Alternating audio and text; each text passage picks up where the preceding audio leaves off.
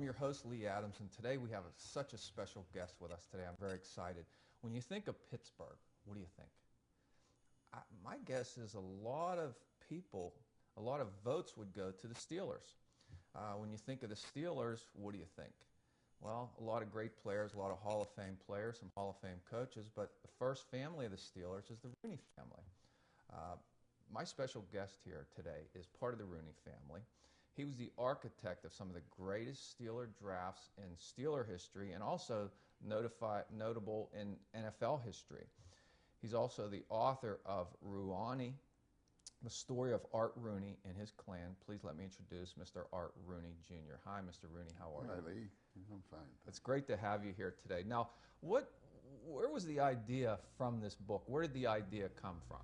Oh, about 3 decades, 3 decades ago, we were still in the Roosevelt Hotel. We had not yet, of course, moved to Three River Stadium. That would come like the next year.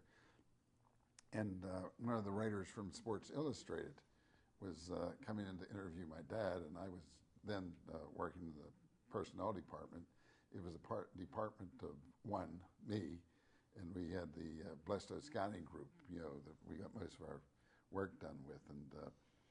And so it was kind of the off season, and Mort Sharnick from Sports Illustrated came in to do my dad in an interview, and Dad was at Mass. He went to Mass every morning. Then he'd go into the Strip District, maybe Parantes or something, and have breakfast. And so he wasn't late. It was just that Sharnick was early.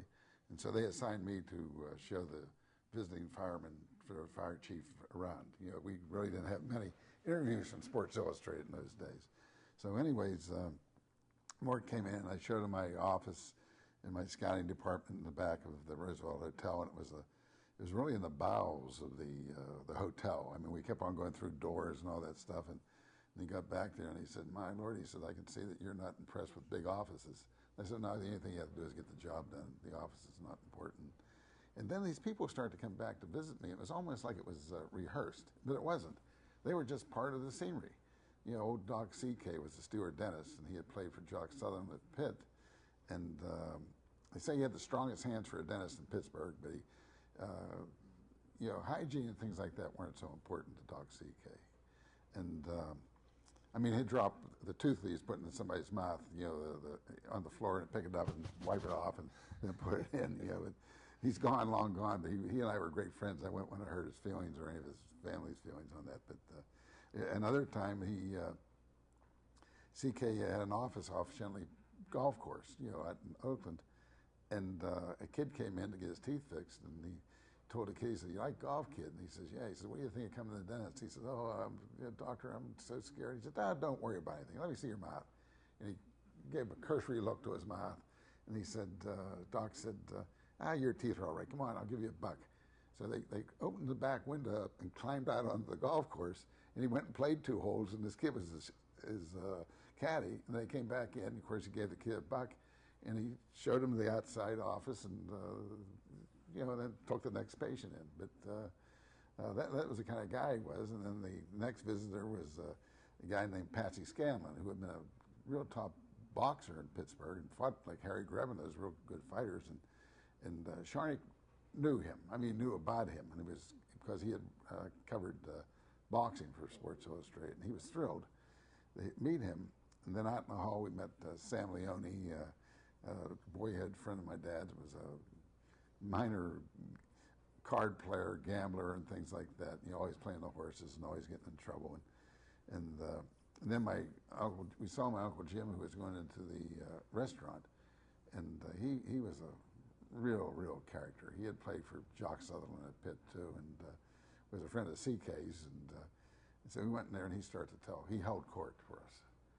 And then my father came in, and my father got me on the side, and he says, "We really don't introduce Jim to all these people like this. You know, you have to sort of keep him under wraps." You know? Well, Sharnick was completely taken with these guys, and over the years he would come back, and he told me, he says, "My golly," he says, your dad has more characters here than Damon Runyon does on Times Square and 42nd Street. He says, "You know, you have to start taking notes on all this stuff." And as the years went by, it went from notes to keeping journals or to do what you're doing, you know, recording and that. And But I was too busy writing scouting reports about football players, how fast they backed and turned, and how they got to jump on the ball, and would they strike the rising blow, and all of that kind of stuff. But finally, my father had passed away, and I turned 60, and it was like 10 years after he died, and there was no Chief, the play, or the Chief by O'Brien, and none of these books had been written. And I thought, well, at 60, maybe I should start doing something. So I started writing these in journals.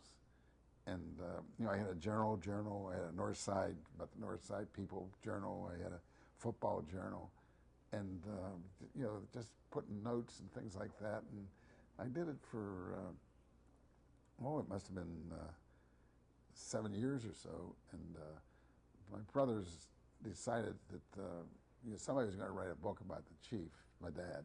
And you never called him the Chief. The family never called him the Chief. What did you Behind call his him? back, Dad, Your Majesty. I'm just kidding, of course, but it's always Dad. But behind his back, you called him the Chief. But the people in the office, or the coaches and that, never called him the Chief. It was Mr. Rooney or things like that. But the press and the people that didn't really know, we call him the Chief. But I lost my point now. Where were we? Well, no, you were talking about Mort Sharnick. Yeah. He's the guy that from talked. Sports Illustrated. He pushed us, encouraged me. Always. I was talking to him the other day. He was so pleased that I wrote this book. Yeah. He said, "There all those years," and he said, "You had this story inside you." He said, "I did nothing except facilitate it."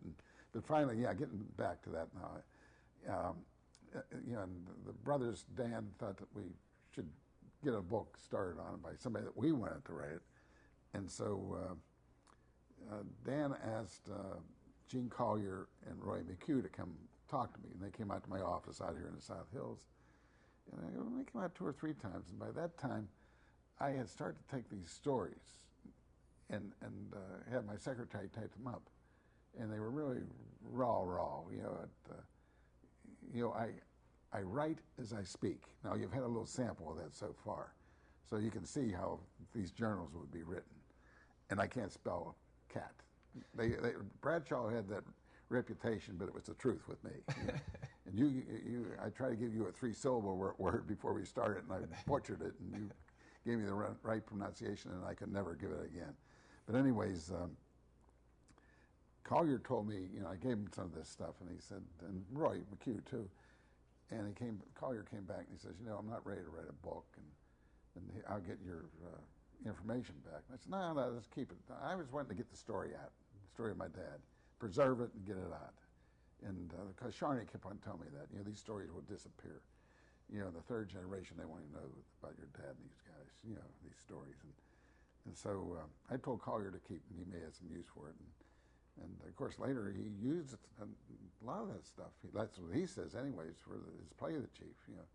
But Roy McHugh was 88 years old then, and he had been the sports editor of first a writer in 1947. He came to town, and then the sports editor of the press, and then a columnist at large. He could write on anything he wanted.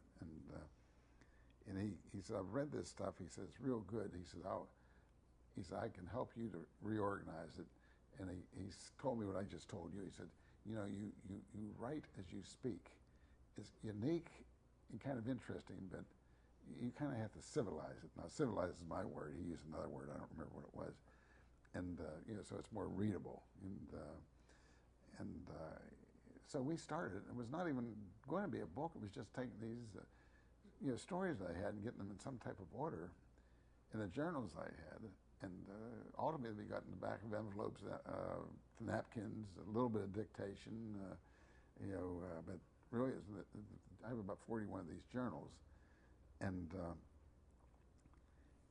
he thought that maybe some small town newspapers, they're looking for things, might want to publish some of these stories. And then a little bit later, he worked with me for 4 years. He said, I think there's a book here. And it took 4 years, and he told me when we decided to do that, go extend it into a book. He says, well, he said, I got some age. He was 88 when we started. He was probably about 89 then. And he said, I got some age on me. He said, but I can still get the ball over the plate. He said, I still have a little steam on it. And he says, no, and then I can even get a curve over the plate. And so we did it, and I would stop writing. And he says, we're going to finish this thing. And I'm, 89 years old. He said, Christmas is coming. We have to get going on this thing. So, I mean, he was remarkable and phenomenal. And Roy would take like a sentence that allude to something, just, that I just recall. And he says, when I came to town, he said, like the Jock Sutherland there, he said, I remember stories about that. And he said, I may be able to, extend that a little bit. And he would take like a sentence and make it, a little paragraph. And if it was a paragraph, he'd make it 2 paragraphs. And then they'd come into me and say, gee, Mazie, I covered that story as a young guy. He said, then we'd discuss it and that stuff. And he would, build on it and that. And that's one of the things that happened, how this thing grew. Do you think you could have done this book without Roy McHugh? Oh, no way. I don't think so. I think that we could have done something with an editor, because I did, like I say, ended up with 41 journals and a lot of bric-a-brac around. But no way, No, hey, listen, you said I was the architect of the Stewart stuff and that.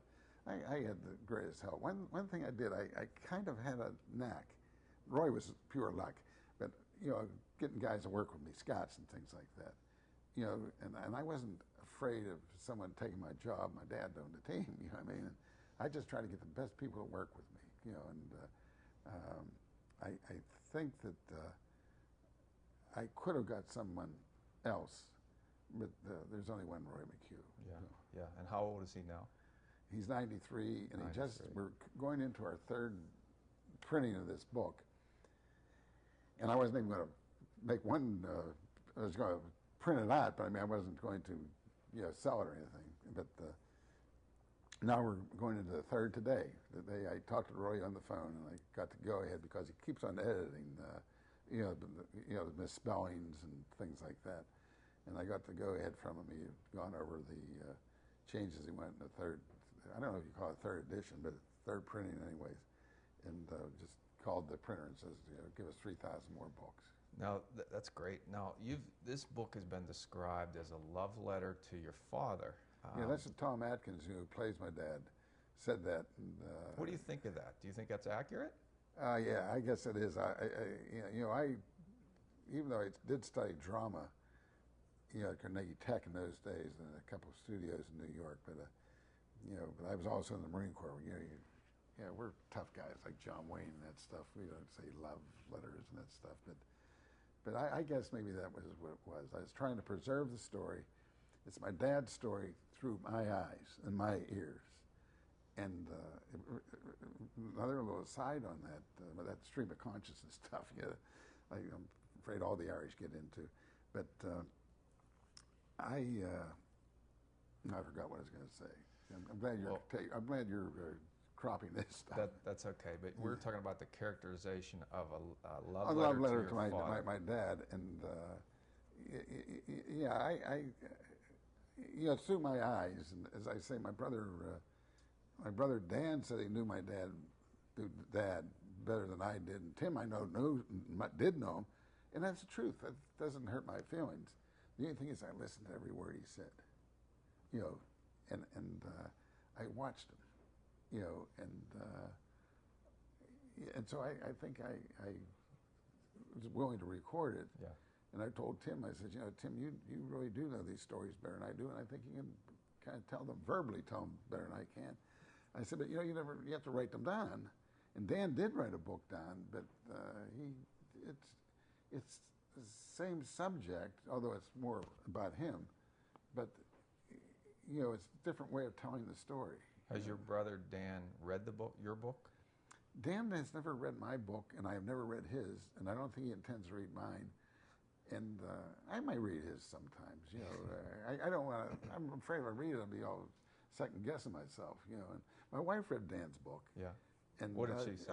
She thought it was a good book. Yeah. You know, and she thought it was more about him than my dad, where she thought my book really, I do become one of the main players in it, but it's more about yeah, it is Dad about, a lot and, about your dad. yeah. And Roy read both of the books, and he thought the same thing. And they both think Dan has a good book. Heck, it's going to sell 20,000 copies. You know. Well, now for people that don't know, how many children were in your family? We had 5 sons in our family. Dan was the oldest. I was second. Then Tim's after me. Then the twins, Pat and John, are next. And where did each son find their place as far as work? Well, this is a very, very interesting and kind of an important thing at this stage of the game with us.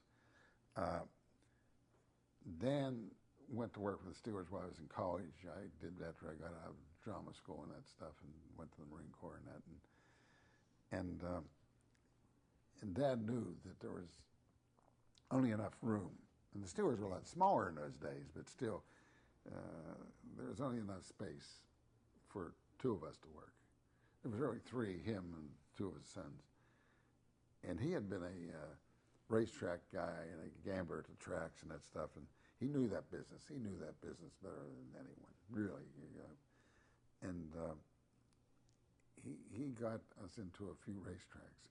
It started out with through Governor Lawrence. You know, they started pari-mutuel betting here in Pennsylvania, and he got us a piece of a track. And you know, so Tim had been a stockbroker here in town, and the twins, Pat was a copper salesman, and John was a school teacher up in Plum Barrow, and coach. And so he got really, the way it happened is kind of interesting. He got me a job working at one of those racetracks, you know, the first one up at Liberty Bell Park in Philadelphia. And I never even lasted until they, you know, the first race. You know, they were building the track and that stuff, and I was still working for the ball club. And I told my dad, I said, I don't want to be a racetrack guy. I'm going to be a football guy. And You knew that early on. I mean, way early on. And I told, and I had started to, you know, hang out with in the off season with the Scots. Well, we never had real full-time Scots, but the assistant coaches were Scots, you know, and I got intrigued with it. And I asked my dad, can I be a Scot? And he said, like, it's one of those things, who would ever want to be a Scot, but okay, you know, but you're all away from home a lot, you know, that was a problem. But John was a school teacher, and Pat, you know, the copper salesman, went to work at the racetrack in Philadelphia. And Tim was a stockbroker, and through the racetrack in Philadelphia, we had an opportunity through my dad, the strong contact he had in Palm Beach, Florida, to get the Palm Beach Kennel Club. That's a dog track, greyhound track. And so Tim went to work down there. He left being a stockbroker. And we had a real guru. Let me get a drink of water here. A real financial guru, a guy named John McCartney from Philadelphia. He was a true Philadelphia lawyer. He was really a University of Pennsylvania guy, really a sharp little guy, and sharp as it can be, you know. And he was cobbled into our group by Governor Lawrence. You know, we had Dan Parrish was a contractor here, and my dad. They owned the majority of the stock, and another little group that was into the horse showing and racing, but they were sort of fancy dudes. And McCartney was their representative, and someone else, but they were. Herb Barness. He's a big Republican. The Democrats had this thing, and I think they had to throw this racing. They had to throw a Republican in, so they threw Herb in. Well, it's interesting. The biggest troublemakers were these little fancy horse guys up in Devon, PA. And McCartney was their lawyer. My dad was a genius at things like this. He ended up winning McCartney over, and he became our lawyer. and then ultimately became our partner for 15 years. You know, I mean, that was just the way my father was. You know, and one of the themes in your book is your father wins a lot of people over. Oh my gosh, he just had that way about him. Yeah, and Barnes, was the token Republican, and but powerful. And my dad was a Republican. He was the most democratic Republican you ever met in your life. You know, and he ended up with Barnes. He became our partner too. You know, but I'm just saying that to show how my father was. You know, but Tim, is still a broker, but McCartney was the guy that came up with this Yonkers Raceway.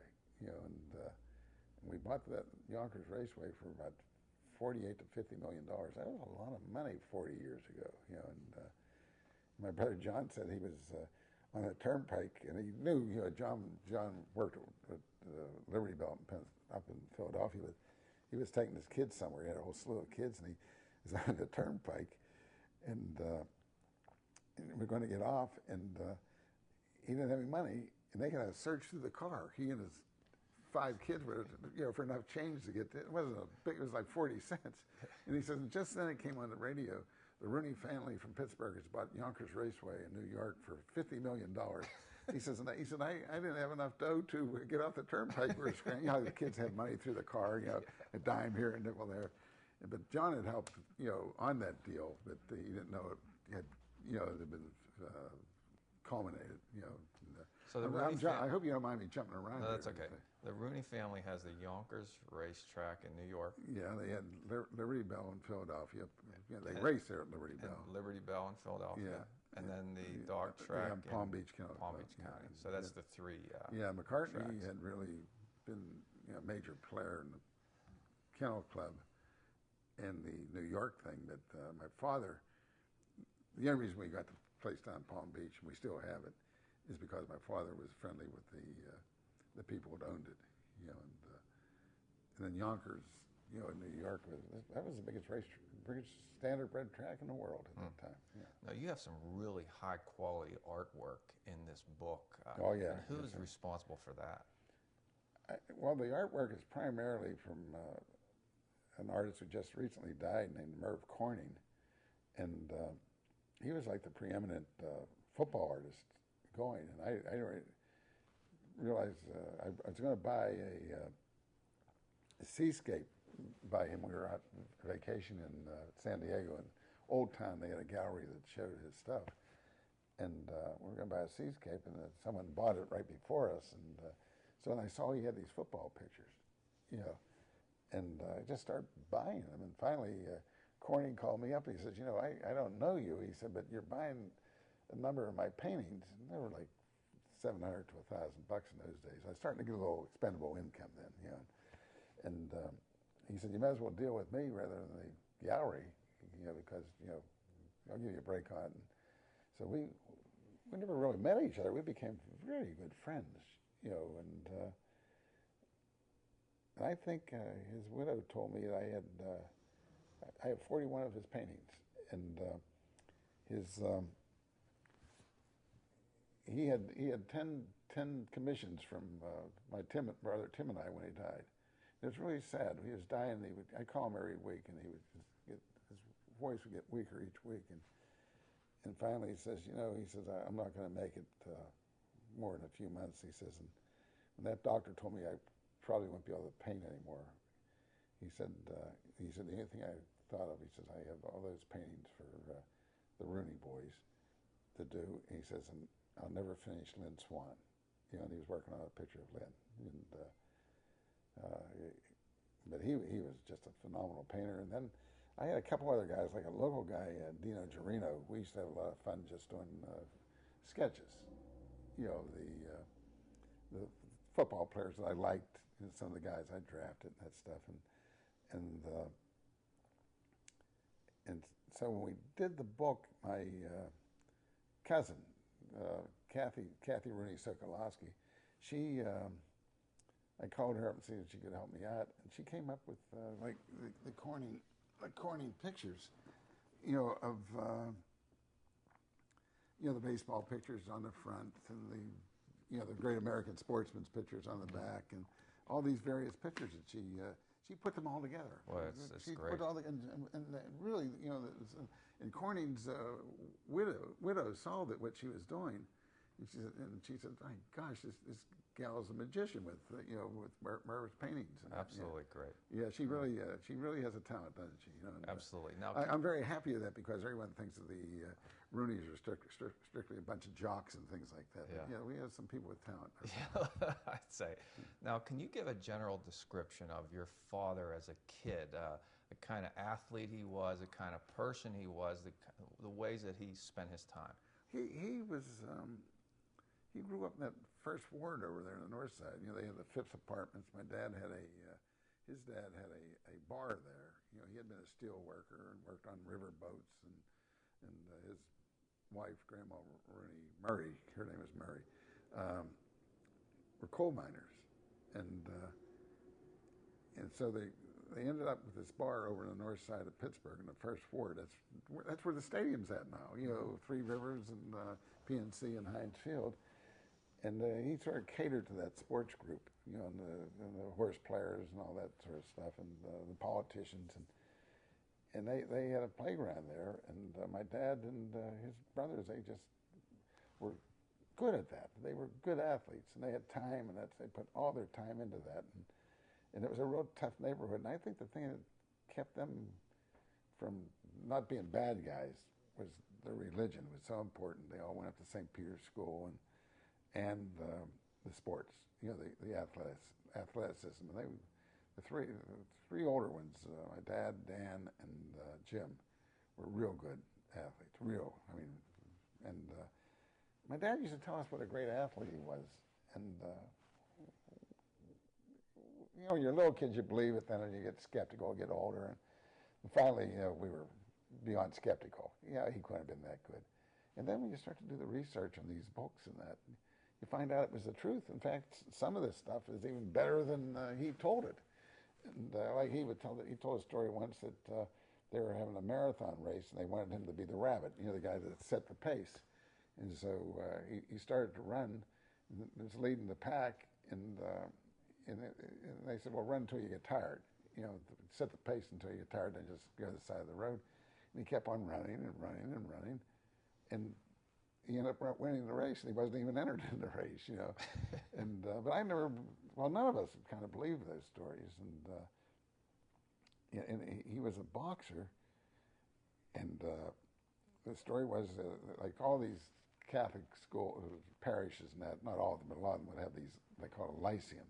They keep the kids busy and that stuff. You know, they would go and box. And my dad said, you always want to be the first guy to box because the tights were clean. You know, everybody wore the same tights. They wore tights in those days, you know, the boxing. He said they were clean, you know, not wet with perspiration and that.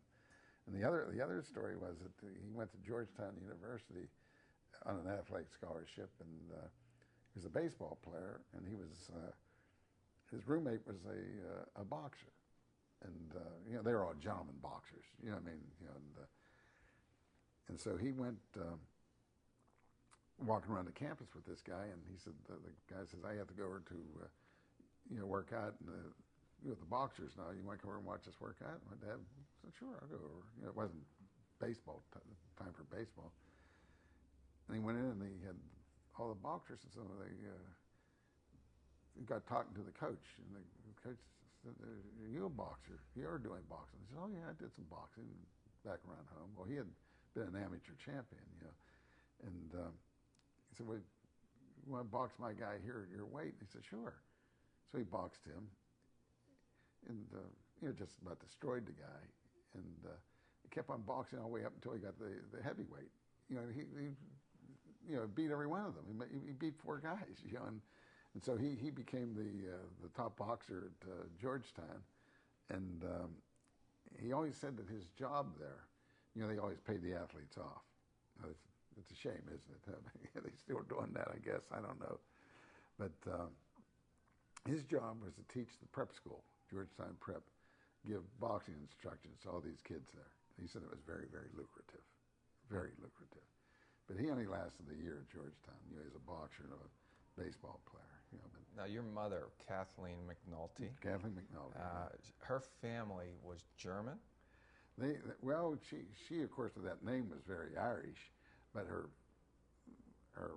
I guess someone in the family was very German. There was some German in her All family? very, yeah, and her family were all barrel people. You know, everything was moved in barrels in those days, and they would recondition and rebuild barrels and sell these barrels at at a price, and they had a real nice little business going. You know. Speaking of the German and the Irish, your mother had a theory about Germans and Irish marrying. Oh yeah, I think it went beyond her though, but there's an awful lot of Germans in Pittsburgh and a lot of Irish too, and they always felt that my mother did that the combination was a tremendous combination because the Irish had the people skills and the humor and that, and the Germans were very focused and hardworking, and that made for some kids that were could work hard and focus, but really had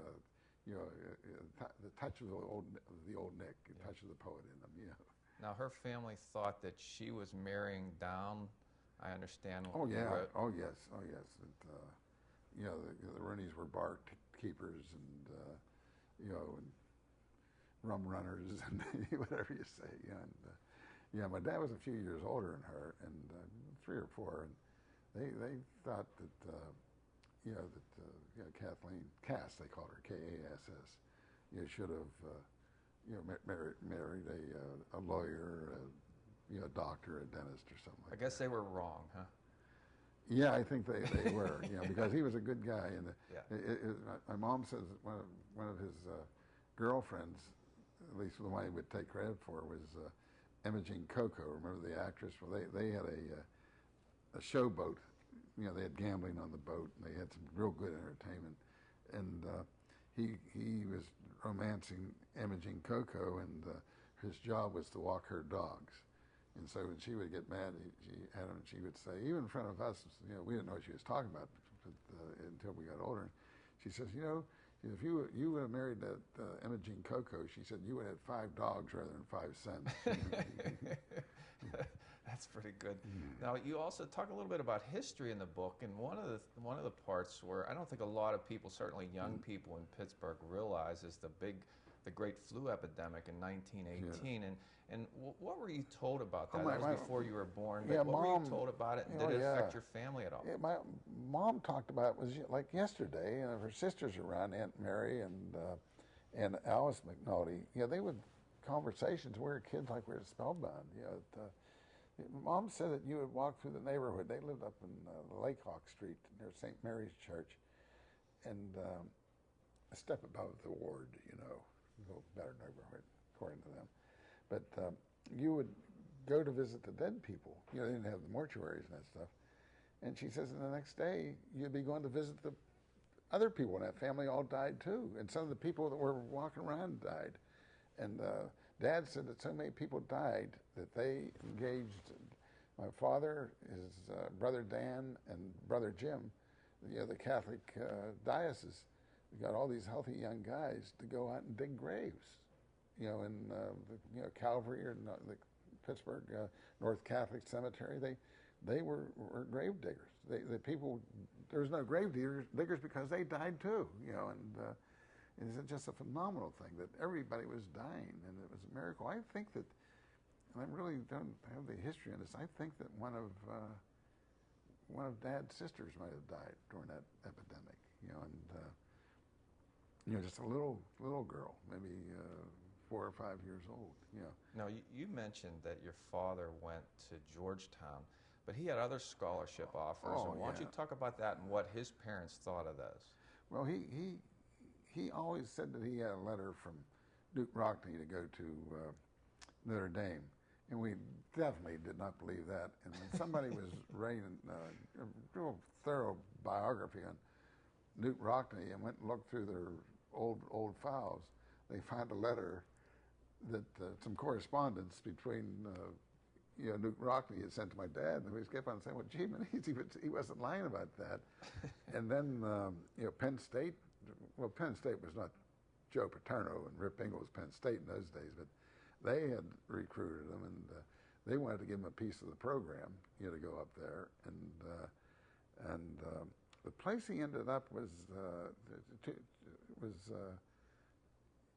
Indiana Normal was a 2-year school, which today is IUP, and he went up there, and but he was really a jock. I mean, he played football and won the boxing championship while he was there. I think he went up to Buffalo and fought the amateur championship and won it, and came back, and the whole school was waiting to meet him, and they had the school band there to meet him, and the way he told the story, that they did not have a train that ran there as a passenger train, but they made arrangements that the train that took the freight and that stuff, that just the engine would come, over from what would be Blairsville. I don't know where the regular train ended, and over to Indiana, and the freight train, just the engine, would bring him over, and they had the band and all that. And a funny little aside there, he had a girlfriend there. Her name was like O'Toole or O'Malley or something, and I remember very, very late in his life, he got a letter. He had won the championships, the Super Bowls, and he had a letter from this gal, and he showed it to us, and she said, two of the biggest thrills of my life was that Art Rooney was my boyfriend while I was a student at IUP, Indiana Normal, and I taught Jimmy Stewart in the first grade. But getting back to it, he also went to Duquesne University. He had gone to Indiana, and it was interesting that he played a day game on Saturday early, late, like 12 o'clock at IUP, and they would play a lot of freshman teams, like Penn State's freshman team, Pitt's freshman team. They had played a West Virginia, I guess, a freshman team, and gotten beat pretty good. And my dad, got transportation and went back to Duquesne, which was not then Holy Ghost Academy, I guess, and played in another game. Two college games in one day. How about that? And whoever were playing, they got killed in that one. That was probably a later afternoon game. But I mean, just the idea that you would play in two colleges at the same day. I don't know. I heard of a lot of guys that like Johnny Blood that would play for Notre Dame and then go and change his name. That's how he got the name Blood. It was McNally. Played for go into Ohio and play for Canton or somebody. The next day, but I never heard of anybody playing for two schools. Yeah. Now, what did his parents think of him going to college? Well, the thing about those kids, the boys, the Rooney boys, they all went to college. A lot of us athletics, but Grandma Rooney, and I don't know what old Pop Rooney, the guy that had the bars, thought, but they got their kids' educations, and of course they were in scholarships and that stuff. But my dad, Dan, Red, which is John. Jim was at Pitt with Jock Sutherland. Vince, he was Duke Rooney. He went, and Tommy was the one that was in the Marines. Got killed during the World War II. He never made it that far, but they were all exposed to college educations. I think my dad never finished college. Grandma Rooney was very much into that, and she wanted him to get a real job. Not be working as going to these different schools and playing ball and that. So she's got him a job with her brother-in-law, Matt Concannon, in one of the steel mills. I just want to break in there for a second. Yeah. This is a great story, and we all have turning points in our life that we make a decision and it affects our lives. And this particular story of your father is a great story about him going to work in the steel mill. Why don't you tell us? Yeah, and well, like I said, the background was that Grandma got tired of him being an itinerant college student, jock, and minor, really just a Sandlot baseball player in the summer. Now remember, you didn't have TV and all those things to entertain the athletes. Athletics were the thing that you did, and so she went. She got him a job with one of the steel mills with her brother-in-law, who was like some type of foreman. Matt Concannon. I always loved that name. Some guy called me the other day and says, I'm Matt Concannon's great grandson. Gee, that's really great. There really was a Concannon. and and so he went to the steel mill and he worked not even the whole day. He worked until the first shift. The first drink of water or bathroom break. I don't know what it was. And so he's talking to Uncle. He says, Uncle Matt. He says, what do you make here? He said, I don't want to be rude or anything. He said, what do you make? And he says, no, Artie. He said, you're doing real good here today. You keep this up in about 15 years from now, you maybe have a job like this, And he said, well, Uncle Matt, what do you make? And he told him, my dad says, Uncle Matt, he says, I make that much playing semi-pro baseball every summer. He said, I'll see you later. And he walked off, and it was the last job he ever had in his life. So he didn't even make it the full day. No, not even the half the day. And he left, and he said, if I ever would go back and try to get my pay from who was J&L or U.S. Steel, he said, they owe me an awful lot of interest on that money. He said, he went to it, and he became a semi-pro minor league baseball player, pro boxer for a while. He had about 14 fights, and they were traveling to Australia, fighting their way west with his boxing manager. And the guy they had with him was the champion of Australia, and the guy's, that champion boxer's wife got my dad, and she says, Art, and the way he told the story, he says, you have education. You have a lot going for you. She said,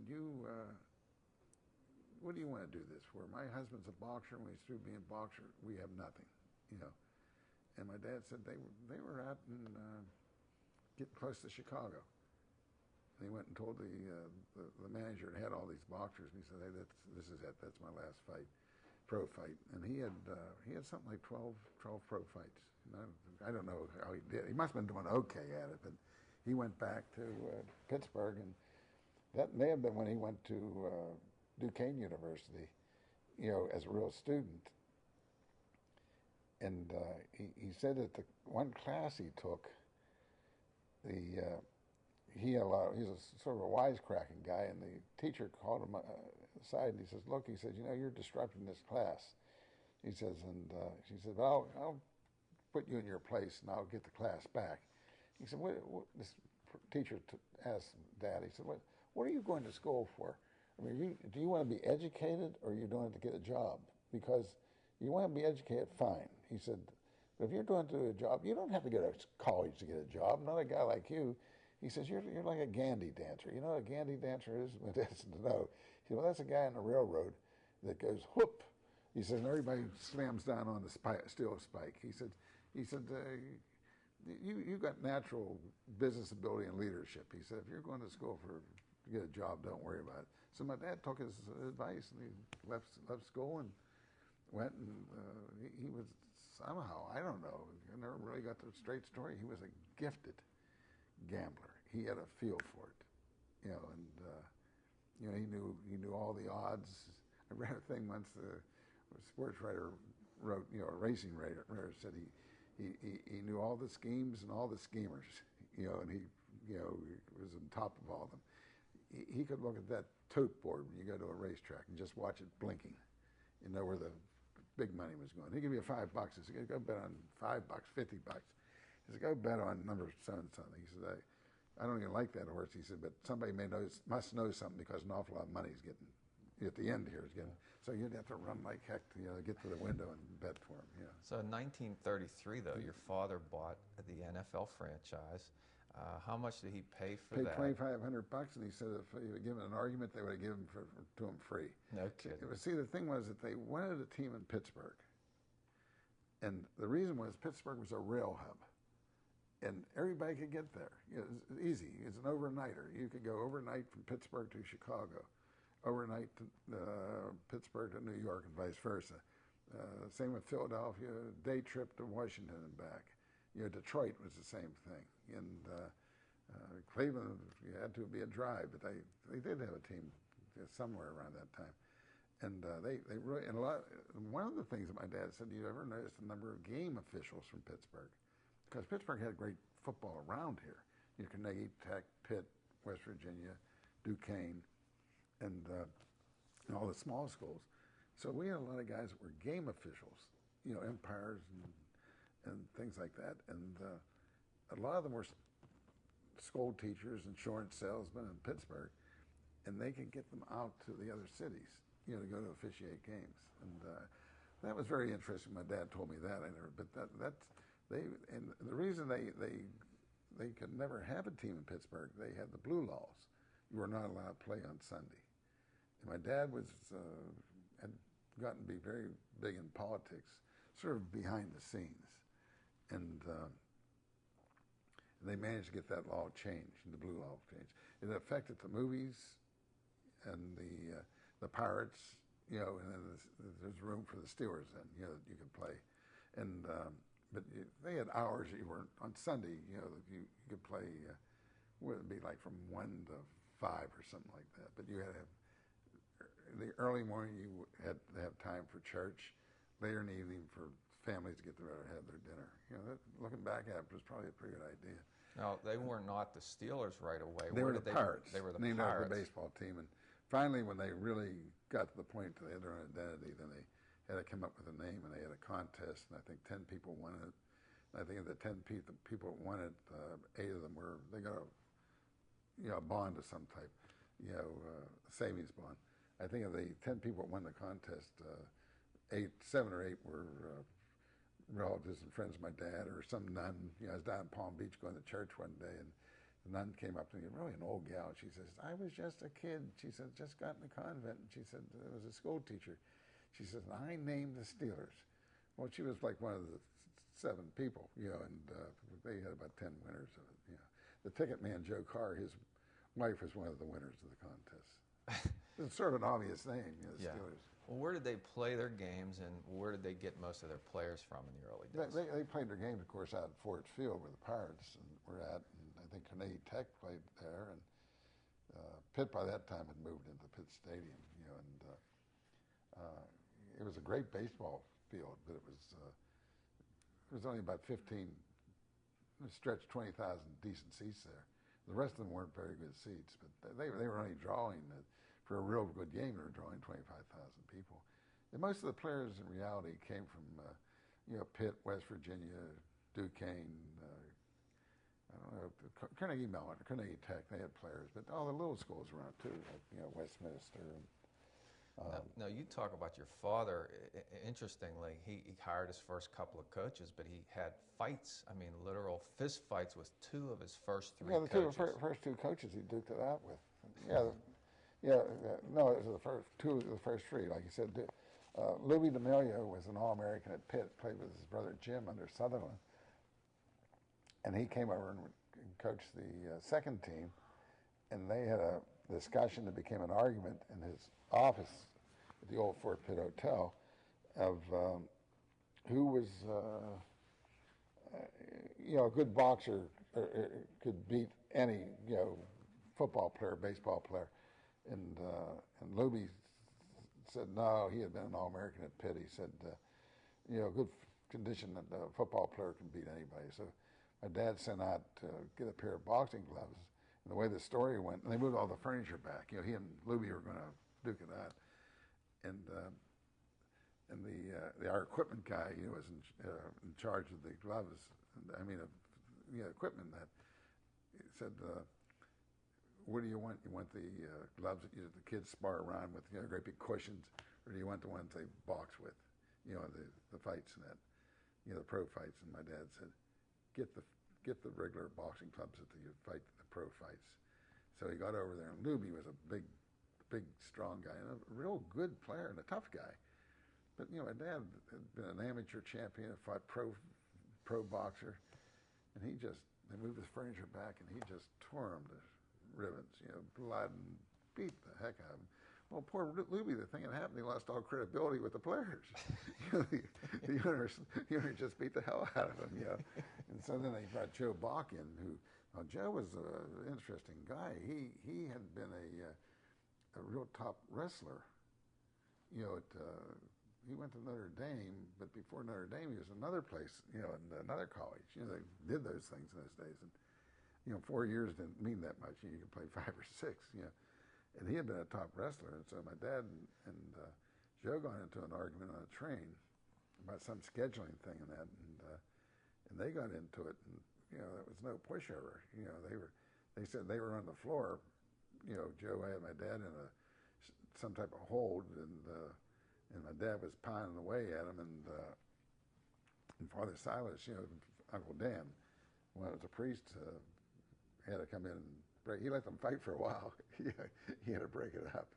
Now, talking about boxing, my grandfather used to tell me about the Pittsburgh Kid, and you say in the book that your father was close with the Pittsburgh Kid. Well, Billy Conn, my father was not, my dad's partner, Milt Jaffe, was his business manager, Conn's. And my father was kind of, he knew boxing, and they had this boxing club. They put fights on that. And he was an unofficial, and everybody will tell you this. He was an unofficial handler, whatever term you want to put. What would you call him? But he had a lot to do with him. I guess a guy named Jacobs was the main, boxing, impresario, whatever it would be in New York, and they were fooling around with Conn how they're going to schedule. And my dad went and told him. He says, "Hey, listen, you're not going to get away with that." He says, "You're not dealing with some of these guys you have around here." He said, we'll just take Conn right out of here. And if you ever saw the movie Cinderella Man about Jimmy Braddock, became a world champion, they had great scenes in that movie about how they just used these boxers. When I saw that movie, what they did to Braddock, during the Depression, just begging for a fight, and he was working on a dock, and just couldn't get a fight. I just appreciate it more my dad had done for Billy Conn. He loved Conn, and fought Joe Louis. Well, he almost beat Joe Louis, and he was a cocky little guy, and light. He was tall, but he was not a heavy guy. And I think Timmy Conn, Billy Conn's son, told me that he probably only weighed 160 pounds when he fought Louis. But he was so quick, and he almost beat him. And years later, Conn became a great friend of Joe Louis, and he said, "Joe, if I could just beat you, I know I couldn't beat you all the time." He said, "But I've just beat you." He said, "I could at least been the champion for 6-8 months." And Louis said to him, he said, "Billy," he said, "you couldn't even beat your father-in-law," because he said, "How are you going to beat me?" Because after that fight with Joe Louis, he almost won. He went home and had a fight with his father-in-law. And the father-in-law, Jimmy Smith, got a lot of good punches on Conn. My dad was at that. It was a christening, I think, for Timmy Conn. And my dad was his godfather, and they said there was blood spattered all over the place. Billy's blood. Jimmy Smith. Jimmy Smith was a tough guy. He was a big league baseball player. But I thought that was one of the funniest things I ever heard when Joe Louis told me, he said, "Heck, you couldn't even beat your father-in-law. How are you going to beat me?" Now, Pittsburgh has, I guess, a certain kind of language called Pittsburghese, Dantanyans, and that. But you talk about in the book Rooney speak and some of the Rooney sayings, some of the things that your father used to say that you grew up with. And can you give a couple examples of that? Yeah, the one that gets me all the time, because he used to hurt our feelings all the time, he'd call us brand new. You're not but a bunch of rich kids. You're brand new. You never did a darn thing. You're unwrapped. You're still on the shelf. You never had to go out and hustle to make a buck. And he called my brothers a sap. And he said they call him a sap all the time, so much they went and looked it up in the dictionary. And he said a sap. They said the dictionary says sap is somebody that's not capable of doing anything but digging a ditch. And that's how they came up with that thing, the chief. He was always calling us these names and all these little, like I say, Rooney speak type of stuff. And And so they came up with their own. The TV had finally come in, and one of the shows that the kids always watched was Superman. And the guy that Superman, Clark Kent, the reporter, worked for was Perry White was the editor of the newspaper, and they called him the chief. So the kids started calling him the chief, and it took some years, but we all called him the chief behind his back again. Mm-hmm. And finally, like some of the secretaries picked it up, at the Stewart office, and then the players picked it up, and then the newspaper guys. But no one ever called him the chief. The newspaper guys and people didn't know him, but the secretaries never. I had a real good secretary, and when she first met the chief, she referred to him as the chief, and everybody looked at her, and then when my father walked away, the other girl says, "Oh, no one here calls Mr. Rooney the chief," and that's, just behind his back, or the press call him that. Now, my mother-in-law is not a big sports fan, but she's a devout Catholic, and she doesn't know much about sports, but she told me something about your family the other day, which surprised me that she knew, and what she said was that your family always said the rosary at dinner? Right after dinner, excuse me, we would say the family rosary. And the family had prayed together, stayed together. And boy, and he was a sticker on that. And we would get in the living room there, and I remember you'd yell for the other kids, "Rosary!" And so they'd all come in, and then the neighborhood kids would come in, and I remember a couple of times a kid would just come in there and sit there and "You're not a Catholic." My dad would say, the other one would say, "You're not a Catholic." My dad said, "Let him hear. Just sit there and be quiet." So we'd say the rosary, and each of us get a chance to lead a decade of the rosary, and then when he would go away, Dan was in charge of the rosary, and if Dan wasn't there, I was in charge of the rosary. When I wasn't there, Tim would be. There were three of them. They still said it. And I remember one time, we were now 5 boys, and we were teenagers, and we were saying the rosary, and I thought Tim got sacrilegious. He wasn't saying it right. And I said, "You're not saying the rosary right." And it ended up in a fight. And boy, it was a big fist fight between Tim and I. And he finally picked a lamp up and hit me with the lamp. And I was blood all over myself. And the doorbell rang. It was Father Silas, Uncle Dan. And he came in and he says, "What are you guys doing?" And we says, "We're saying the rosary." And here I'm blood all over me. And he says, "Yeah, you're saying the rosary. What are you doing?" But I don't know. It sort of gave us some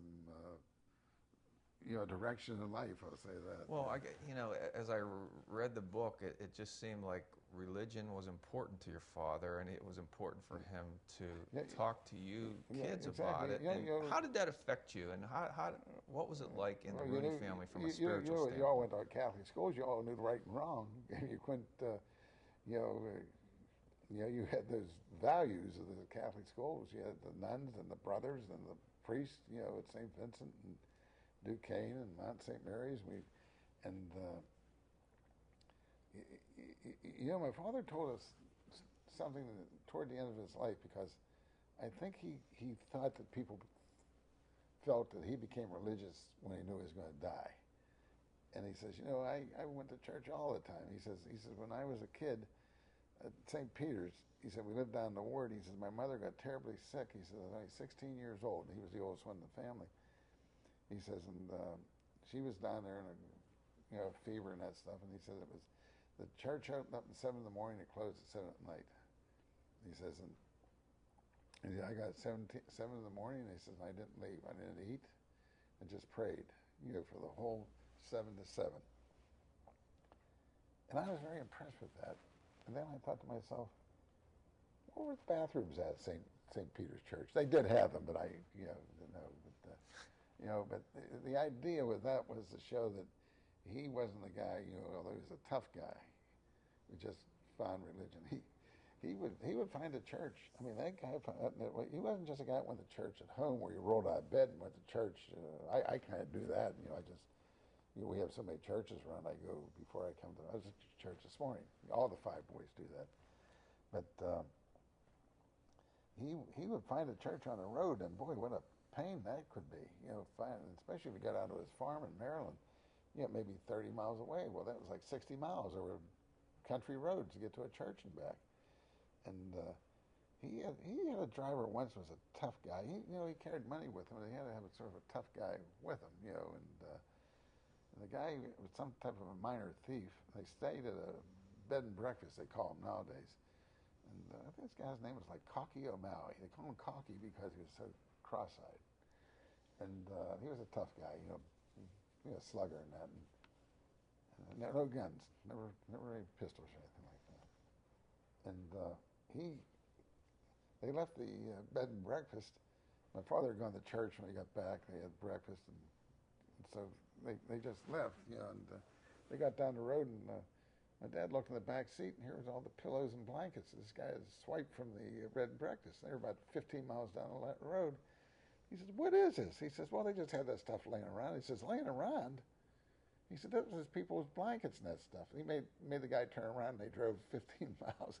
So that's 15 miles out, 15 miles back, and 15 more down the road. That's a great story. And well, that's only one of them. They went up to Cleveland. He was meeting with about a preseason game in Cleveland, and I think it was the same guy. He had to drive him, and he got back to his hotel room after meeting with, like, the mayor was at the time, at this meeting, and they got back to the hotel, and my dad, there's tires and a battery and that stuff, and he says, "Well, what in the world is all this stuff?" He says, "Well," he said, "I stopped at the gas station, and they weren't open yet." He said, "They had all this stuff sitting around." He said, "I just took it. They're not serious about it. They would have had it sitting out."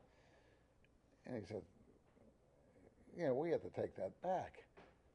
And so somehow they worked out a way to take this stuff back without this guy getting caught, and he was very, very, very honest, but he came from that tough neighborhood, and he had tough guys around him. But nor his brothers, they were tough guys with tough people. Never mistake kindness for weakness. Treat everybody the way you want it to be treated, but never allow anyone to mistake kindness for weakness. But they never crossed the line to become criminals. Do you think that was because of religion? Yeah, I don't think there's any doubt that was because of the religion. And I think, in addition to that, they had something with sports. And I definitely think that. Now, you also say your father taught you religion, morals, and character. How so? Well, I think the character part, in addition to the education and how we were acted at home, is the example he gave. He was, like I say, a tough guy in a tough world. But there's tough guys and there are bad guys. And, he would distinguish between them. I don't want that guy around here. I don't want you, even when we got older, I don't want you to associate with that guy. He's a bad guy. This guy over here is a tough guy, a slugger. Well, he's all right. But the morals is what he and Mom, the way they acted. And I know there was a thing in the book, a little thing in the book that he told, again, very, very old, that Mom had a babysitter, and my dad traveled a lot, and my mother really liked this babysitter. It was a nice-looking gal, and was real good with the kids. And my dad said, "Kathleen, fire the babysitter."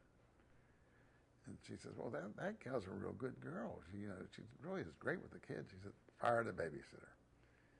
And so a couple of days later, he'd gone on a trip and came back, and he said, "Hey, I told you to fire that babysitter." He says, "I'm not going to fire her." He says, "Look," he says, "what do you have to have? A ton of bricks fall on you?" He said, "Fire the babysitter.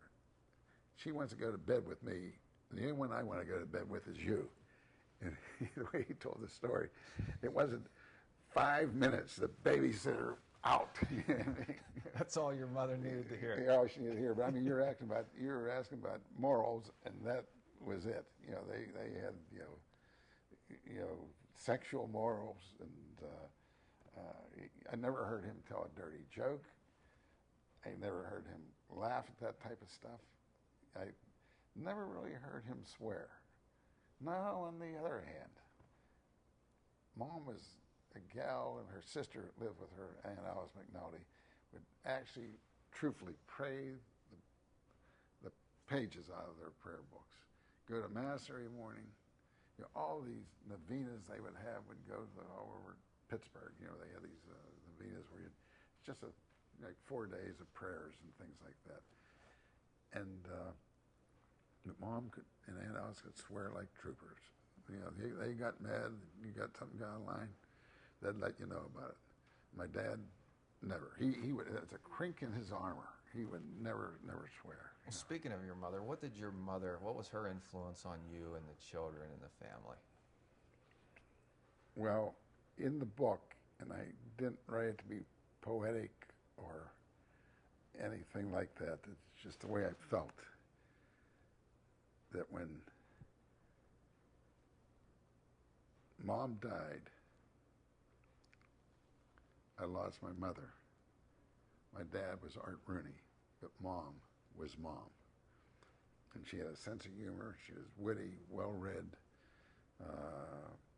You call a spade a spade. It was extremely nice to all the poor kids in the neighborhood. I remember when one of our neighborhood kids played for the Steelers and played for Buffalo and Washington. And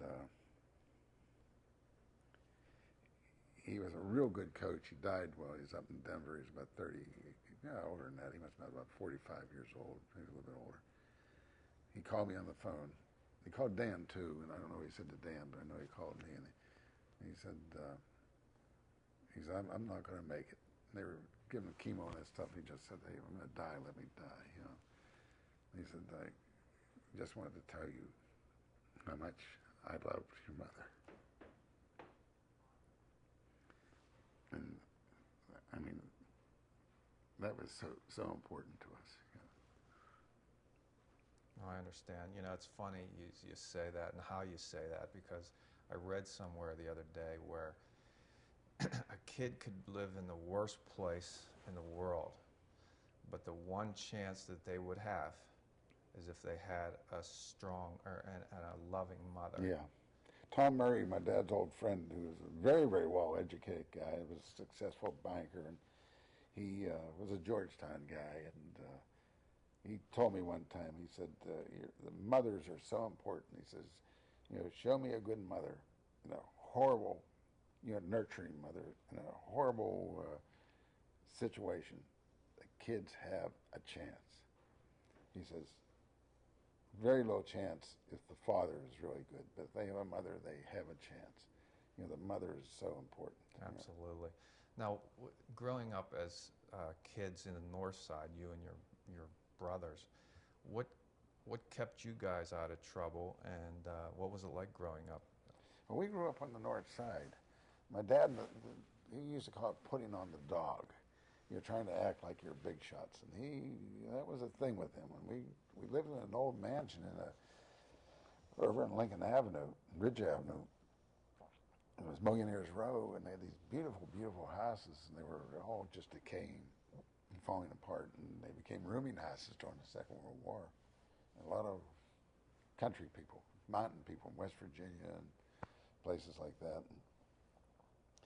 But it was a real, truthfully tough neighborhood. We had a kid that got sent to jail for murder, and it was a pretty nice kid too. And other guys, were robbery guys, counterfeiters. One kid was a priest, a cousin, and but very few of these kids made it out of there, without being scathed. And but mom insisted on us going to Ligonier, PA every summer. The day school was out, we left and we came back the day after Memorial Day to start. then we had the football teams we were on, and tutors and all that sort of stuff. And that was a pretty tough environment. And yeah, but like my dad, we had sports. I remember that Dad he put on the boxing matches. We were allowed to take all of our friends. Baldy Riggin was a friend of ours. He was a politician at the time, and he was one of the guys we knew from North Catholic. But he said there's always room. The only reason you could not go with the Rooneys to a game or a boxing match is because they ran out of room in the car. Because we always went to these places.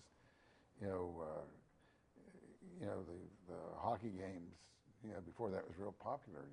My dad knew John Harris, who had the hockey team, and we used to go out to watch as many games as we could. And when they were at home, and after the games, you would go ice skating. And with old Duquesne Gardens, they had about 15 minutes of ice skating.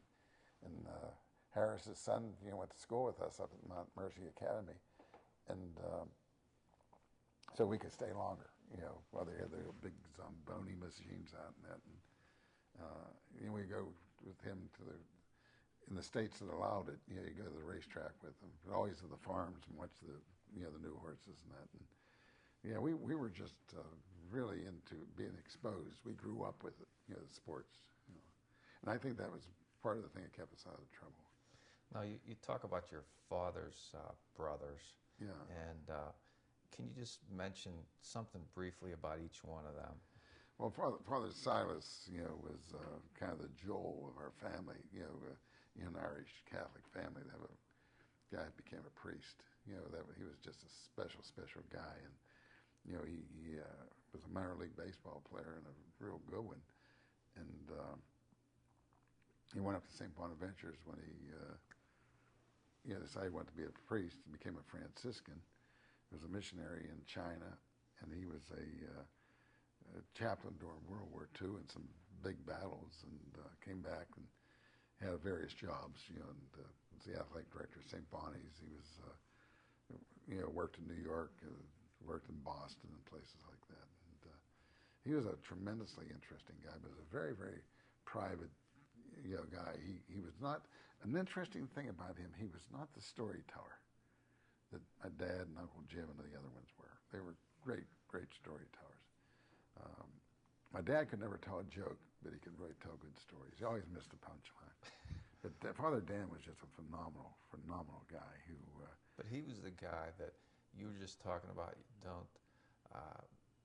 Don't confuse kindness with weakness, because he was a tough guy, real tough guy. But he was also a wonderful father in terms of his religion and the things that he did with his life. Well, he when Dad told a story on the north side, they would have crap games, dice games. And they'd throw a blanket down, and then they'd play craps on the blanket. And if the dice, somehow one of the dice is a die, I don't know the proper word, went off, well, the toughest guy there would call, if it was still in play or not in play.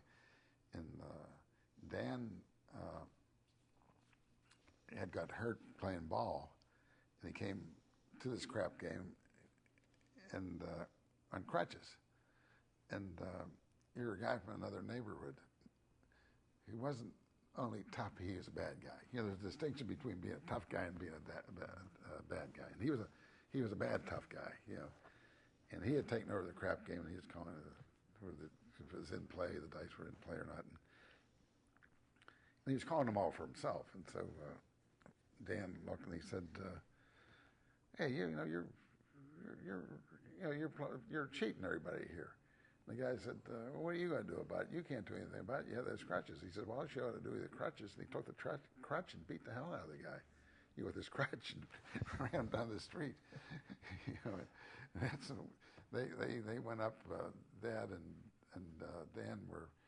Dan was a catcher. My dad was a shortstop or a second baseman. And they played for the Wheeling Stogies. That's the picture that's on the front of the book. And they were playing a exhibition game against Cumberland, I guess it was, up in Frostburg, Maryland. And in those days, of course, there's no microphones. They use a megaphone. You yell through it, Up at bat, Rooney, up at bat, Rooney again, up at bat, McGraw, up at bat, and some Italian name. And those were the days when the Ku Klux Klan was still around, and they're very anti-Catholic, and of course knew about what they thought of the blacks, and so every time they would call out the batting order and give the Irish name, they figured they were all Catholics. I'm sure there's a lot of Irish guys that aren't, but they figured they were all Catholics. They would get these horrible boos and things like that. And so the players on the other team picked it up too, calling them mackerel snappers and all that kind of stuff. And so a fight broke out, and it was a vicious fight. And the leaders of the fight were the Rooney boys. And it was a double header. So in between the two games, the Wheeling team went to a little sandwich shop, to get some sandwiches, get ready for the second game. And in comes the Cumberland players, the same guys they had just fought. And the fight broke out again, and they wrecked this little sandwich shop. And so the town fathers came to the guy that managed and owned the Wheeling team, and he says, he said, we really love baseball, and we like having you guys around here. He said, but never, ever again are the Rooney boys ever allowed in Frostburg, Maryland. Well, the reason I'm laughing is that years and years later, two of his grandkids were playing football for W&J, Washington Jefferson College, and they called my dad, and they says, grandfather, they says, we're playing up at what W&J is playing up at Frostburg State College, and we'd really like you to come up and see it because it's an easy ride now. They have a big highway up there. He said, "Oh, boys, I'd love to go there." He said, "But he says your Uncle Dan, who they knew his father Dan, and I are barred from that town forever." And even later on than that, the Steelers played the Redskins in a scrimmage up there, and I couldn't help it. I had to call a few of the newspaper guys. I said, I guess the football team's not barred, but the Rooney boys are barred from Frostburg. Your Uncle Jim, he was a great football player. He was a real good player. Played for Jock Sutherland. He played for Jock Sutherland. He was truly a great punter. Gee, nowadays he could get a 10-year career out of that in the NFL. And he was a good, strong runner, and made some big plays for them. Played on the Rose Bowl team, but he got hurt in an automobile accident, driving to New York, and up in Bedford, and he was a cripple forever after. And it's a shame because the Steelers started like 2 years later, I guess, in 1933. That was like 1931, and he really could have played for the Steelers and really been a punter and but as well as being a player. But he coached the Steelers for a couple of years. But he really he was with Arthur. His life was with Arthur. Now, being with Arthur could have meant a number of things. He could have been my dad's top advisor. He could be the guy who got things done for Arthur, his money man, whatever it was. Well, Jim was none of them, but he realized all he had to say, I'm with Arthur. Jim was an alcoholic. My dad kept, and they loved Jim, and they all loved him, but he was very unreliable. But he had tremendous sarcasm, irony, remarkable type of guy, a good-looking guy, and big guy. You had a great story about him with Guy Lombardo. We were still at the Roosevelt Hotel, and Jim, at that time, Grandma had died, and he was living at the Roosevelt, and it was lunchtime, and they had the Curbstone coaches. They'd have a little gathering on like Monday morning quarterback type thing, and they called it the Curbstone coaches. And Jim, like the Steelers had played, Carnegie Tech had played, Pitt had played, the top high school played, and Duquesne wasn't playing at that time. But they'd have the coach from the team come in and give a little talk, and they'd ask questions. And Guy Lombardo was a great friend of a guy named Alex DeGrosse, who was the head food and beverage guy at the Roosevelt Hotel, and so he came over to have lunch with us. He was a football nut, and the nicest guy. You used to see him on New Year's all the time on TV, but he was a real nice, comfortable guy to be with, and you know, never asked all the right questions and never acted like a big shot and that stuff. And even with a group of people who didn't know a trombone from a violin, he didn't care. He just wanted to be around the football guys. But Uncle Jim came into the Curbstone Coaches, and he had a buzz on. He was starting to travel, to complete annihilation, So anyways, he mistook Guy Lombardo for Vince Lombardi.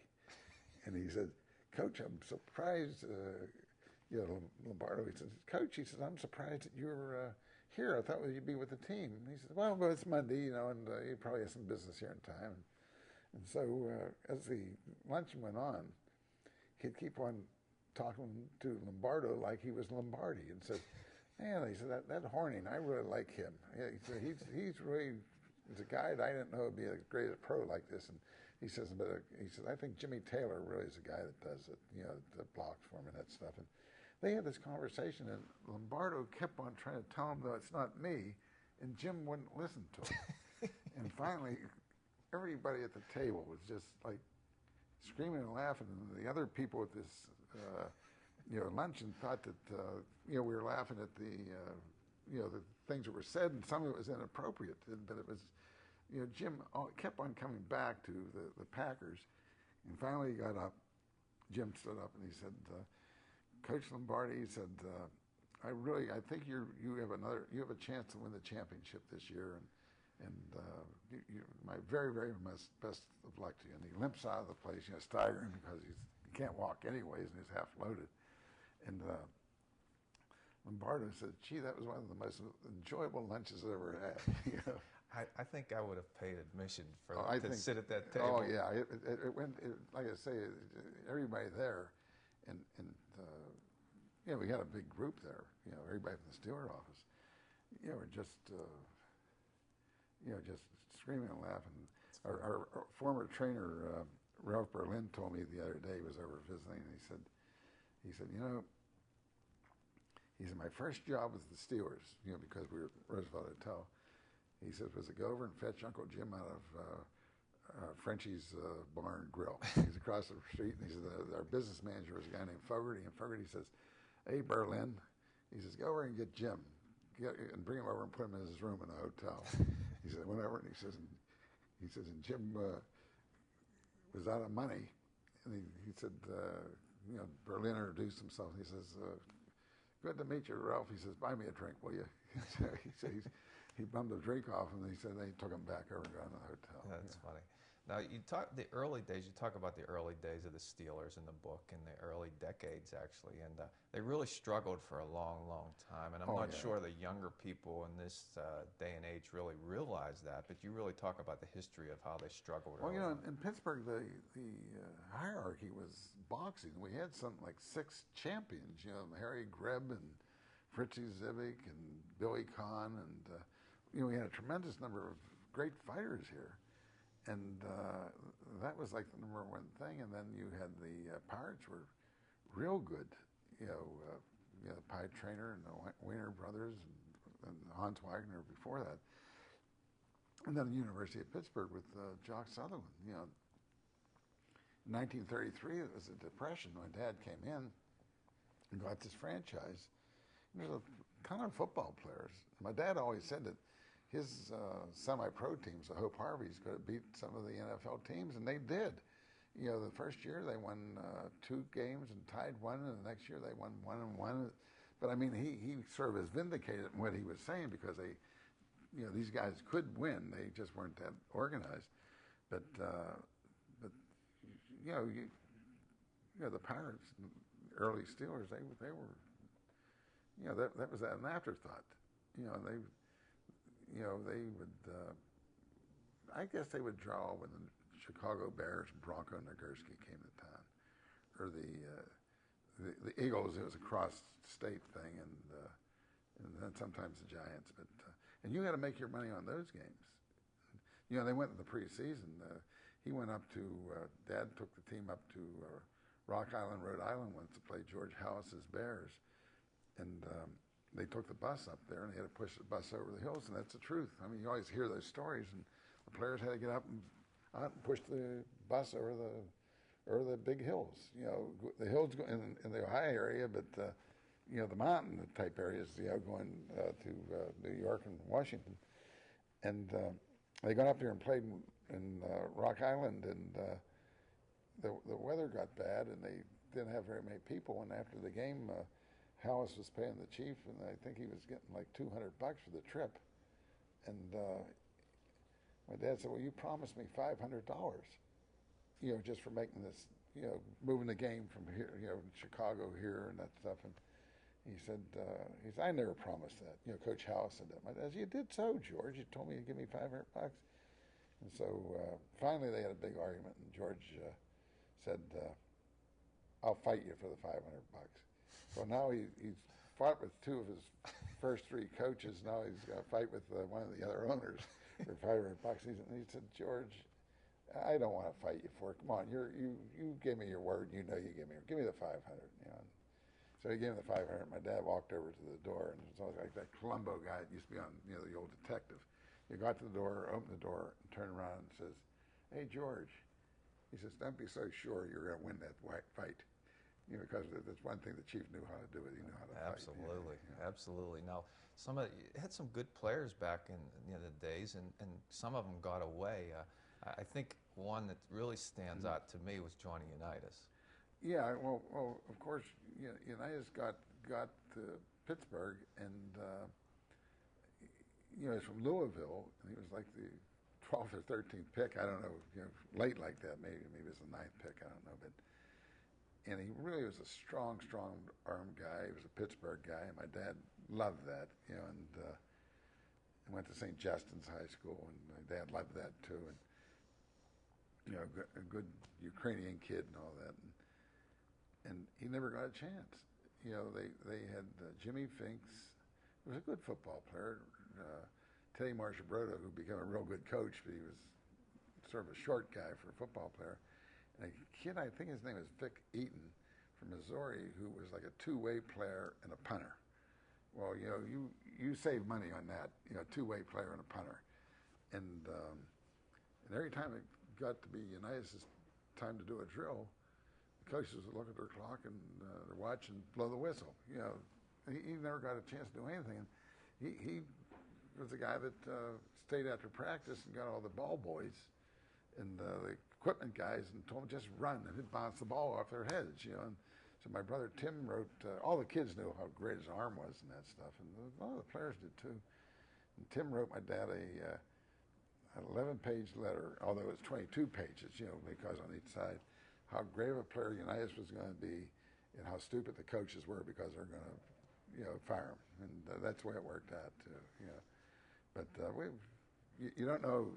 He was the guy that became a Hall of Famer, one of the great players. You don't know, some of the guys that just went home, Right. Didn't get a chance. Well, your brother Tim was vindicated there. Big time. And it's funny.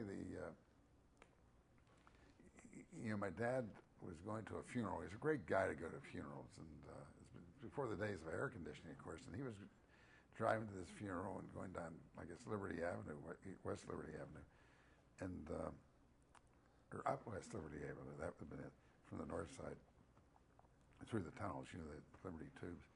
And Walt Kiesling, the coach, had cut, Unitas was in the car, and my dad, and my brother John was driving, and John stopped at a traffic light, and he started to talk to the guy in the next car. Like I said, the windows were down. There's no air conditioning. And he said, my dad said, "Who is that kid you're talking to?" And he said, "Oh, that's Johnny Unitas, was with us last year." My dad said, "Catch up to him." So the next light caught up to him, and my dad, yelled out the window to him. He says, "Hey, Unitas, you know who I am." He says, "Oh, hi, Mr. Rooney. Yeah, how you doing?" He said, "Fine." He says, "Look, I hope you become the greatest football player that ever lived." And then the lights changed, and and Kiesling sitting in the back seat. My father turned back and just looked at Kies and gave him a dirty look, But that made Unitas' book.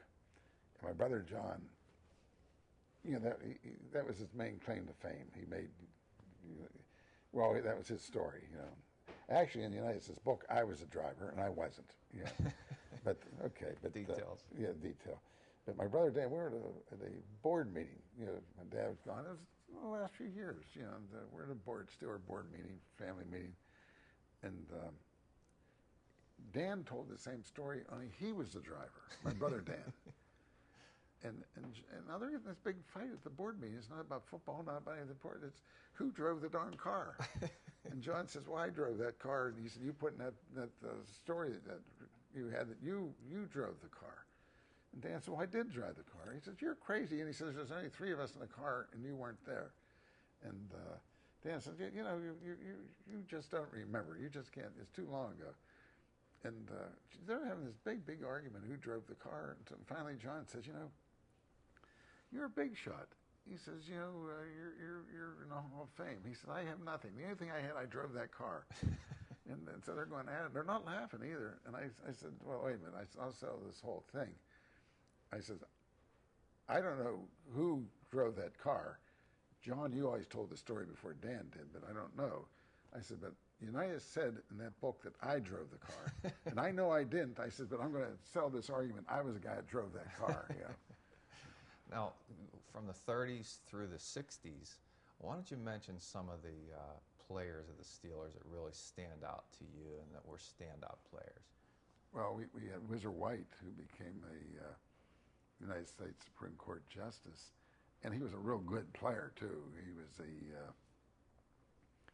leading ground gainer with us. Then he went to Oxford on a Rhodes Scholarship and came back and did the same thing with the Detroit Lions. So if a guy does it twice, that's not luck, And of course, we had Lynn Chadnoys, who could have been a great player, but he was a good player with us. And Albie Nickel was a great player. He was a tight end, and he caught so many passes. He played like close to 200 games without ever missing a game. And I always thought that every pass that Albie caught should have counted as 2 because of the terrible beatings he took.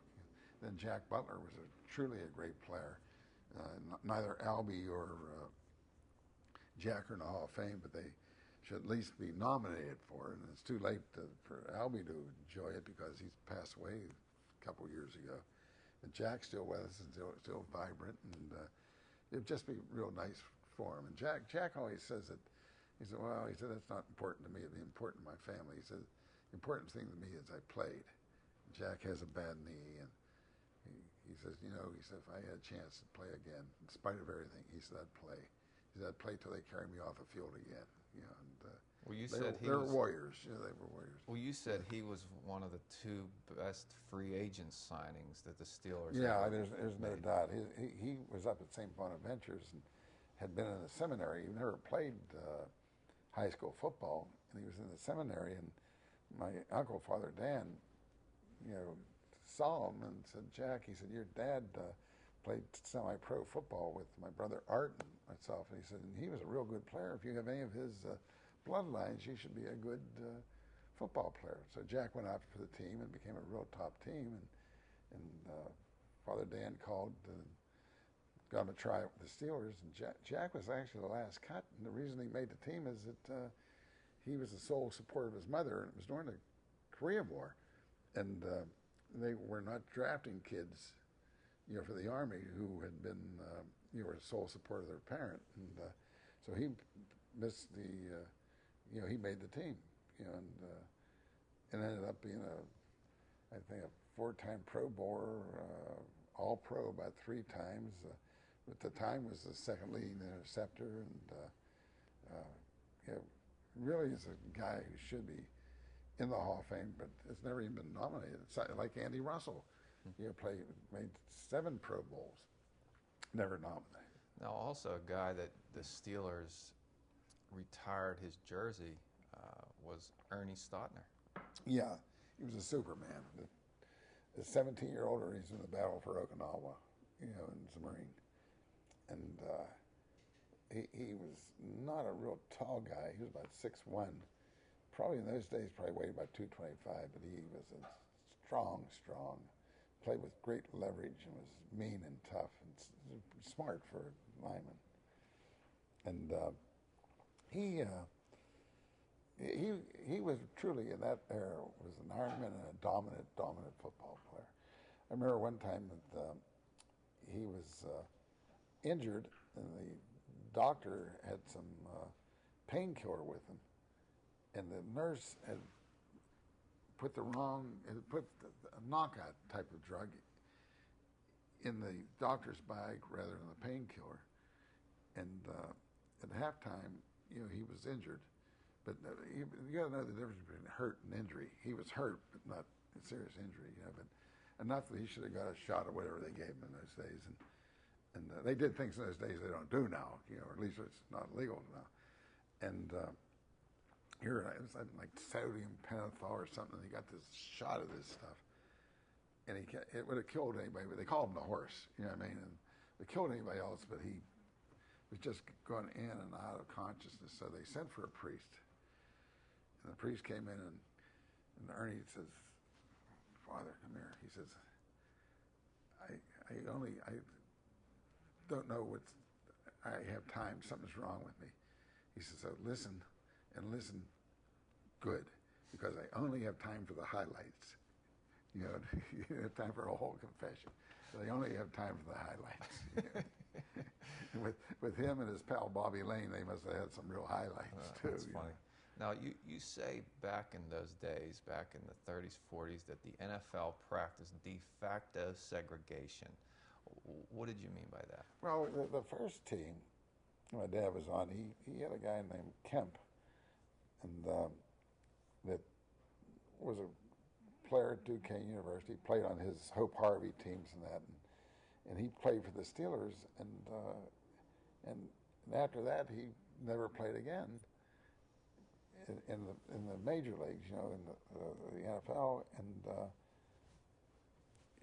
and it went another 13 years.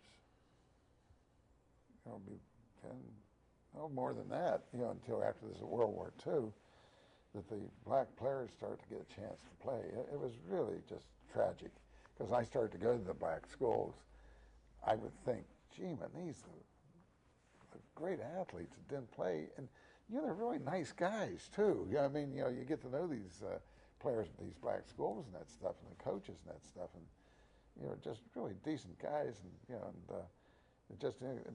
they from 1934 on, the Steelers never had a player until 1952, I guess it was. Well, a lot of old timers, I guess, had racist attitudes, but your father, he didn't seem to be that way.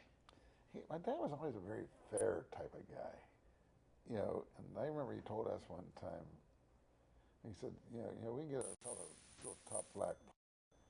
He said, your mom and I would move out of our bedroom, and he could have our bedroom. And I'll tell you a story, though, that happened about that time. We brought in a guy named Jack Spinks, who ended up playing as a starter on the Giant championship team. And my Uncle Jim was all, was up at camp. They always had a place for Jim to be, and so the coaches were having a meeting, and they were making their cuts, They got to Spinks, and they said, well, this guy has great potential, but, and he can, he said, we just don't have time to work with him. He said, he just doesn't even have a sport coat. He doesn't have a coat. You have to dress up to go in these hotels and that, and the ones that they could get in, and the blacks could get in. And my Uncle Jim went and got a sport coat and threw it on the table, and he said, well, he has a coat now. But they did have an idea of fairness, and I don't know if they were trying to break a racial barrier, but it's a fairness. The guy was a good guy. Spinks in a scrimmage got tackled by a real nice guy, from the South,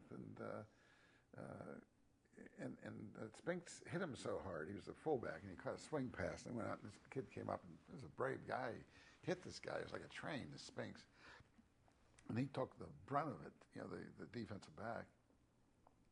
And he jumped up with the ball, and he got the ball somehow off of Spinks, and he hit him in the face with it. But they had the helmet on; it didn't really make a difference. And Spinks just stood there, And so my father got Spinks a little later, and he said, "I heard you had some problem in practice yesterday." And said, "Oh no, I didn't practice." He says, "I heard about it."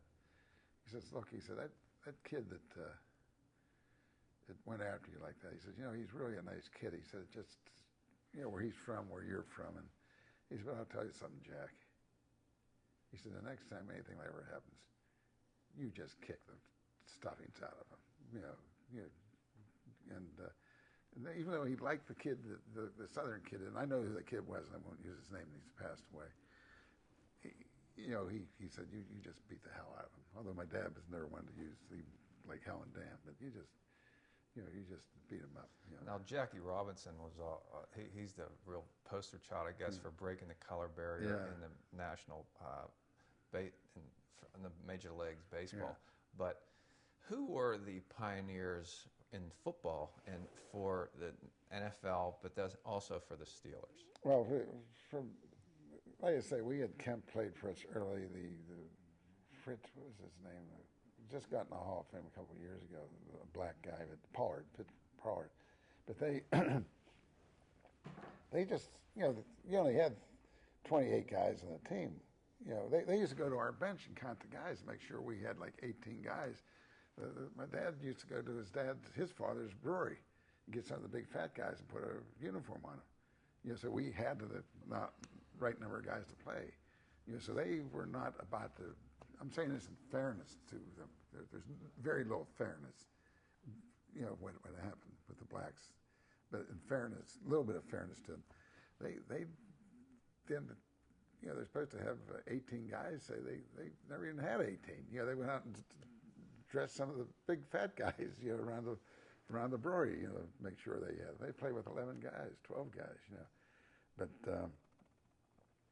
But after World War II, the Rams went at the Coliseum. The Rams had moved from the Cleveland Rams out to become the Los Angeles Rams, and they wanted to play in the Coliseum. And the only way that they could get the contract was to get a couple black players. And one of the guys was Willie Strode, who became a real good cowboy actor. And the other one was, what was his name? It was something like Robinson, but it was not, he had been a great player, this other fellow, a real classy guy out at UCLA or USC. But the All-American Conference started. And Paul Brown had been the head coach at Ohio State, knew all the personnel in Ohio State, the Big Ten, and had coached the Great Lakes football team. They had some of these black players.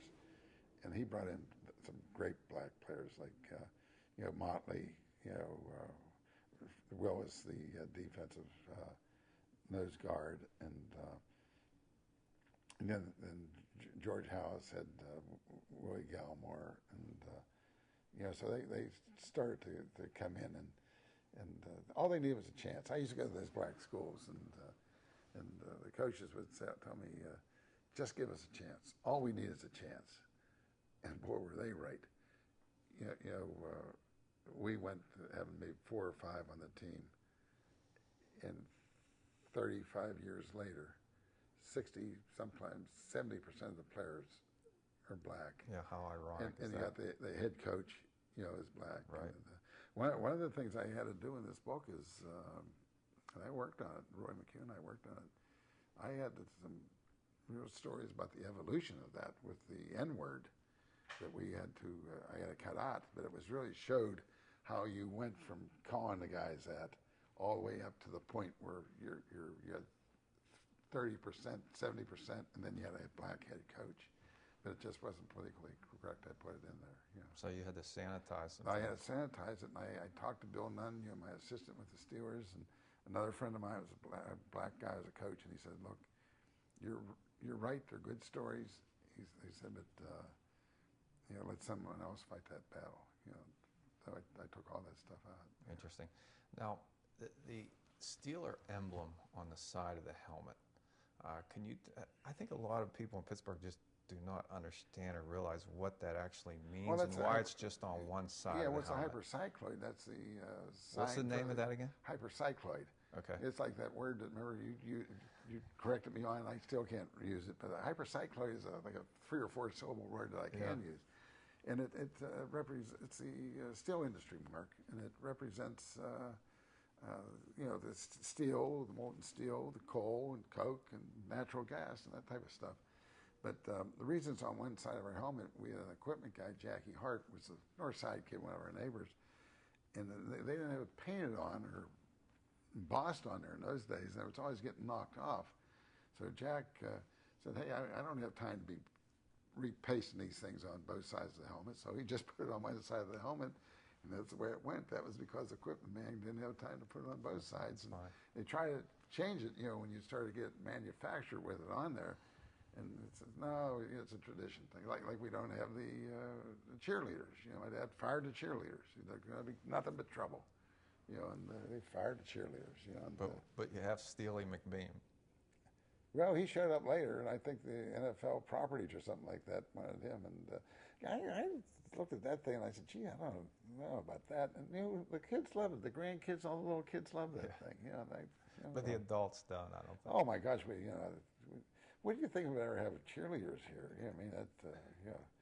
My dad really did fire the cheerleaders. We had, the way the story goes, my dad was in his office at the Roosevelt Hotel, and he and Fogarty shared an office. That was his business manager.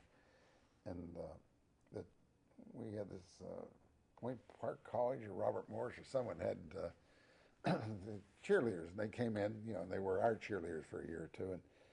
And the gal came in, the captain of the cheerleader team, and she said, Mr. Rooney, she said, they visited for a while, and she says, our skirts on the field are longer than the skirts we wear, in civilian life. And she jumps up, like it's one of those old Betty Grable movies, show her gams, and show my dad where the skirts were. They were up like, thigh length, and the ones they wore in the field were down below their knee. And Dad said, oh, yeah, okay. And so she left, she departed, this girl, and Dad said, the Fogarty said, nice kid. He said, yeah, a nice kid, Art. And he said, real nice. He said, fire the cheerleaders. He said, what do you mean fire the cheerleaders? He said, nothing but trouble. Nothing but trouble. I often thought, when we went through that situation with the presidency where, they had the intern, and I thought, how would you like to have my dad or old Harry Truman be in the White House as a president? That situation happened. They would have fired every intern for the next 25 years if they, someone sort of, had to come hither, look at them. So do you think your father's religious background kind of affected his idea of whether to have cheerleaders? He was a Puritan. He was a prude. Yeah. So no Dallas Cowboy cheerleaders on the Steelers. Oh my gosh, no cheerleaders. Well, were the Steelers always black and gold? Well, not with the Eagles. We merged with the Eagles in World War II. We did with the Cardinals too, but I don't remember anything. But I know that when we dealt with the Eagles, we wore the green, the green and whatever it was. And my dad said the jerseys are different, but they're still the same old Steelers. SOS. And boy, that lived, because every time we had a bad team, they would say SOS. Same old Steelers. Now, you grew up on the north side, but the north side. The north side. The what? The north side. North side. But you have not lived there for quite some time. 47 years. What do you regard yourself as? Well, I'm a north sider. You're a north sider. Yeah, you can take the boys off the north side, but not the north side off the boys. And it's like my brothers, John, Pat, and Tim. They live in Palm Beach and Greenwich, Connecticut, and some fancy neighborhood in Philadelphia. And you talk to them, and they still sound like Northsiders, and they still talk like Northsiders. Is your family home still standing, and is it still in the family? Dan lives in our family home. North Lincoln Avenue. He still lives there, and boy, am I glad he did that. I would, rather. Mom always used to say, "Don't sell the old homestead, burn it down." And Dan lives there, and it's really fixed it up. It's sort of a historical place, and he and his wife Pat have done a tremendous job at it. It's a little mansion. It's on Lincoln Avenue they have these huge mansions. It's just a little one. Did all the kids go to North Catholic? Yeah, we all went to North Catholic. Yeah, the Marionetts brothers taught us. Yeah. And what did you get from North Catholic? We all majored in guilt. I asked my wife's friend went to Seton Hill College with her, and I said, what did you major in at Seton Hill? And she says, I majored in guilt. And it was too good. So someone asked me about North Catholic. I say I majored in guilt. Well, why don't you explain that for Well, people because that might not understand that? everything was an occasion of sin. Girls were occasions of sin. Booze was an occasion of sin. Gambling was an occasion of sin. So you knew right and wrong, but mostly everything was wrong. Yeah, that's tough because you're starting to really notice girls in high school. And if they're What do you mean they actually had girls in high school? We never had. I was never in school with a girl from the 8th grade till I graduated from college. 8 years. Well, not high school and college. Not in your school, but you noticed them out and about. I guess maybe you did. Yeah, a little bit. But you went on to St. Vincent. St. Vincent College. We had any girls there either. Yeah. So you played sports at both places. Well, I was a football player at North Catholic, and I participated in football at St. Vincent. I can't. It'd be a lie to say I was any good. As a Scot, I became a Scot, and I learned what it took to play football, and I would have rejected myself. My name wouldn't even made the list. I couldn't even made the scouting list. That's how bad I was. Well, Mr. Rooney, I've had just a wonderful time sitting and talking with you. I'm sorry I bounced around, but as Roy McHugh told me, he said, you're like James Joyce. And I said, James Joyce? He said, yeah, the writer. I said, oh yeah, we had him in college, the Irish guy. I said, yeah. And he said, well, he was brilliant. You're not. And he says, and he wrote in Stream of Consciousness. He says, you do. And he says, Joyce always got to the point. You never get to the point. And he says, you write as you speak. He says, you never, ever get to the point. So I'm afraid in our little interview here, you had to remind me where I was, and I bounced around, and it was strictly a non-brilliant James Joyce. That's quite all right. I've really enjoyed myself, and I thank you for coming and visiting. Well, thank you. It's a lot of fun to be here with you. Thank you. And I thank you for watching. I hope you enjoyed our time we've spent with Mr. Rooney today. Please just remember this. Please be an organ donor and give the gift of life. It's the best gift you could ever give.